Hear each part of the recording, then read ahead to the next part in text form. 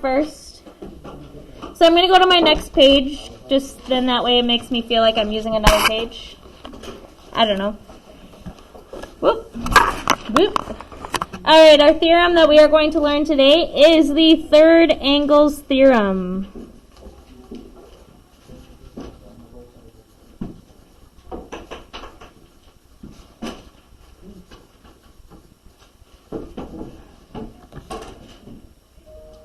The third angles theorem. It's our one theorem we're going to learn today.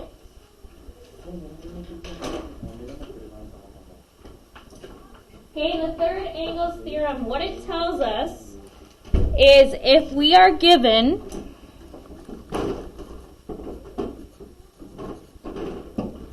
the two angles in two triangles are congruent.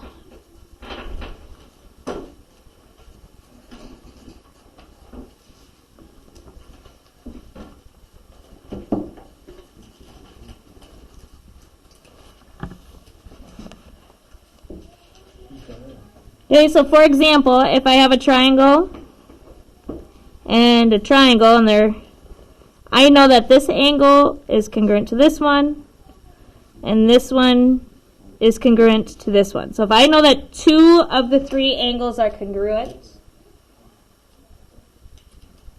what we can conclude is the third angle is congruent.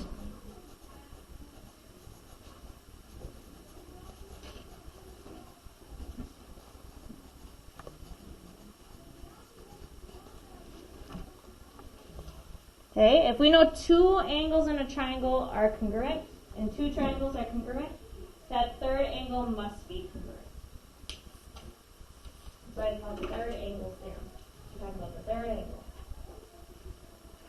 Okay, and that should make sense to us because we know all three angles in a triangle have to add up to what? 180. So if like this one was 60 and this one was 60, and this one was 80. And this is 60 and this is 80. What does that last angle have to be? What's 60 plus 80?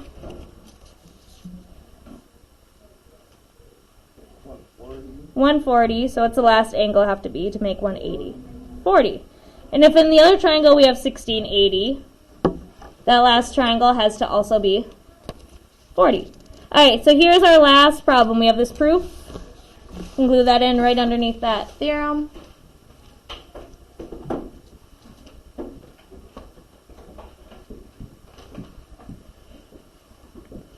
We're going to start with a basic proof today. I say basic, but it's actually, this is going to be one of the proofs that takes the most work.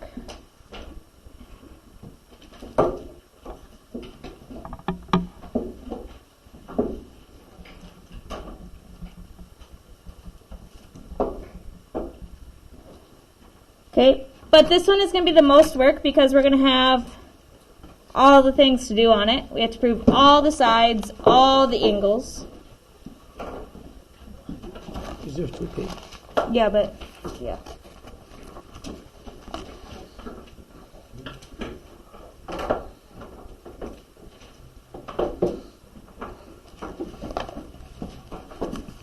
Alright, so let's see what we're given. We know angle J is congruent to angle P.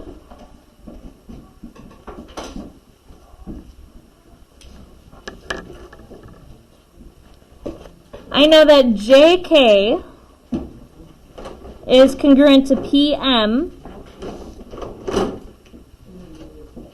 And I know that JL is congruent to PL.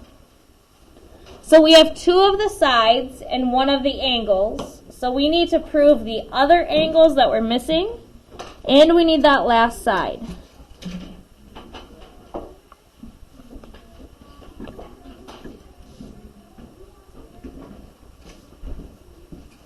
And so I'm going to copy down my given.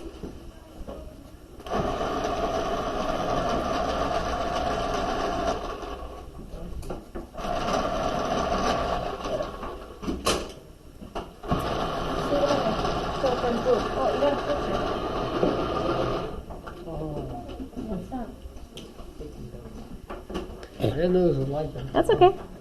Alright, then JL is congruent to PL.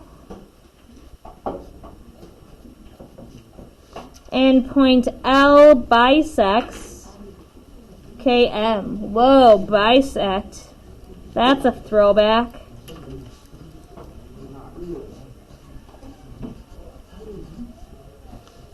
DC. Alright, so in order to show that these two triangles are congruent, we need to show all the sides match the other side, or the other triangle, and all the angles of one match all the angles of the other. So is there a side that we can say is congruent to the other side?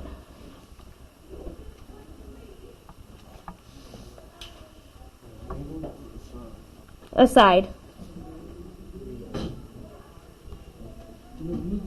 What's the last side that we need to show?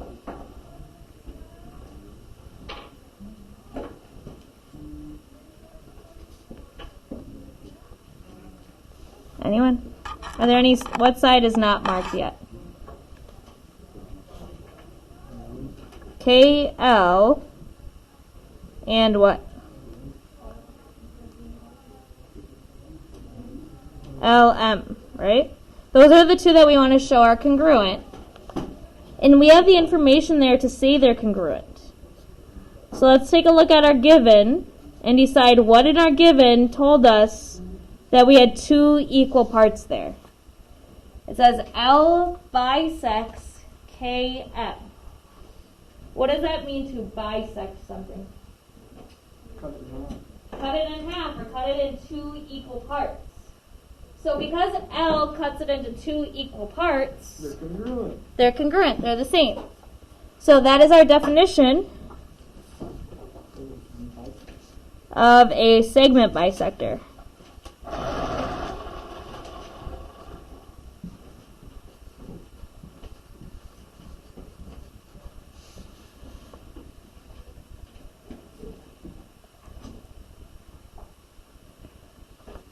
All right, number 3. Now we know all the sides are congruent. Now we need to show that all the angles are congruent. Are there any angles there that we know are congruent to each other than J and P?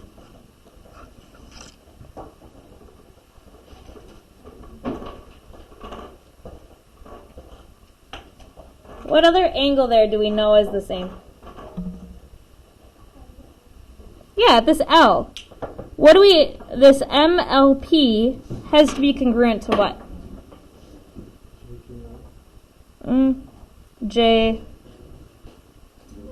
L, K. That was the right idea though. J, L, K. We have to have that L in the middle. Okay, and what do we call those two angles that are right across from each other? Vertical. Are vertical angles congruent? Yeah. So I'm going to say angle MLP is congruent to angle. And again, I want the angle over here, but I want L in the middle because that's my vertex. So JLK, or you could say KLJ.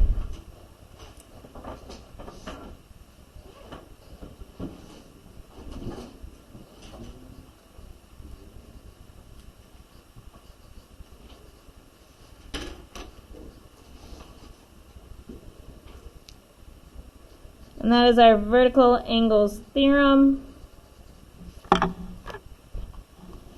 Saying if they're across from each other, we know they're congruent, if they're the same. What was the class from each other? Vertical? No, what was the class from each other? The L and L? The L's are across from each other, yeah. And we can't just say angle L here. We can't say angle L is congruent to angle L because we have two different angles. They are vertical, but we have to know which, if we're talking about the angle above the L, below the L, to the left or to the right. Alright, so then we just learned a new theorem that said if we know two of the angles are congruent, what does that mean? Yeah, the third one is going to be congruent. So this time we can just say angle K. Because if I say angle K, everyone knows where we're looking. We're looking right at this angle on K. Is congruent to angle what? M. And what was that theorem we just learned? Third angle. The third angles theorem.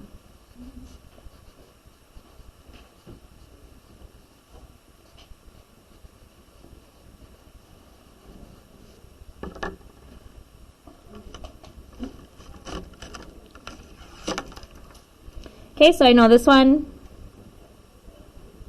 is congruent to this one. So have we shown that all the sides have a congruent part and all the angles have a congruent part? If you want to. Yeah, we matched them all. So because we matched them all, our last step is just saying they're congruent. Triangle JLK is congruent to triangle PLM. And that is just our definition of congruent triangles.